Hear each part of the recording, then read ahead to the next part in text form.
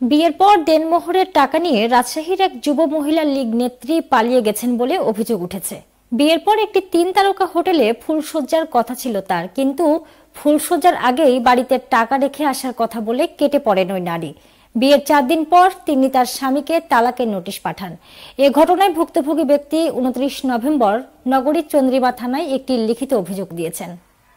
ভুক্তভোগী ব্যক্তির নাম মোস্তাফিজুর রহমান। তিনি নগরীর পদ্মা আবাসিকের বাসিন্দা।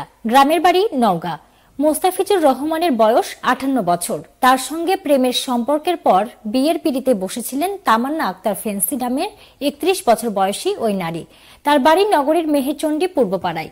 তিনি নগরীর 26 নম্বর ওয়ার্ড যুব মহিলা লীগের নেত্রী। রাজশাহী সিটি কর্পোরেশনের পরিচ্ছন্ন বিভাগের মশক শাখার মাঠকর্মী হিসেবে চাকরি করেন। রাজশাহী মহানগর যুব মহিলা লীগের প্রতিটি কর্মসূচিতেই সামনের সারিতে দেখা যেত তামান্নাকে। মোস্তাফিজুর রহমান বলেন, তিনি বিবাহিত, তার স্ত্রী অসুস্থ, তাই তিনি দ্বিতীয় বিয়ের কথা ভাবছিলেন। তামান্না আক্তারেরও বিবাহ বিচ্ছেদ হয়ে যায় 14 বছর আগে। 13 বছর বয়সী তার একটি মেয়ে আছে। মোস্তাফিজুর দাবি করেন, 1 বছর আগেই বিয়ের প্রস্তুতি নিয়েছিলেন তিনি। তখন তামান্নাকে বিয়ের বাজার করতে 1 লাখ টাকা দিয়েছিলেন। ওই সময় টাকা নেওয়ার পর বিয়ে করেননি তামান্না। এরপর বছরখানেক দুজনের কোনো যোগাযোগ ছিল না। কিছুদিন আগে আবার যোগাযোগ শুরু করেন তিনি। মোস্তাফিজুর 20 নভেম্বর রাতে তামান্নাকে মেহেরচণ্ডী এলাকার একটি কাজী অফিসে নগদ 3,03,000 টাকা দেনমোহরে বিয়ে করেন। সম্প্রতি তামান্নার পাঠানো তালাকের নোটিশ হাতে পেয়েছেন মোস্তাফিজুর রহমান।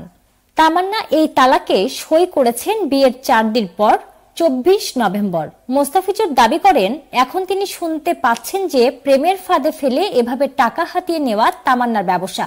তিনি ইতোমধ্যে কয়েকজনের নাম জানতে পেরেছেন যাদের সঙ্গে তার প্রেমের সম্পর্ক ছিল। তিনি দাবি করেন, বিয়ের দিন দেনমোহরে 3,03,000 টাকা ছাড়াও 2 মাসের খরচ বাবদ আরো 24,000 টাকা দিয়েছিলেন তামান্নাকে। বিয়ের আগে বাজার করতে দিয়েছিলেন আরো 60,000 টাকা।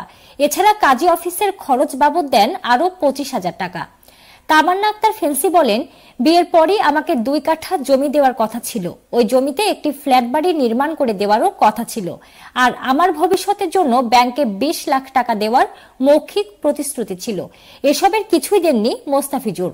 তিনি আমাকে বাড়িও নিয়ে যাবেন না, আমার মেয়ের দায়িত্বও নেবেন না, তাই তার সঙ্গে আমার সংসার করা সম্ভব হয়নি।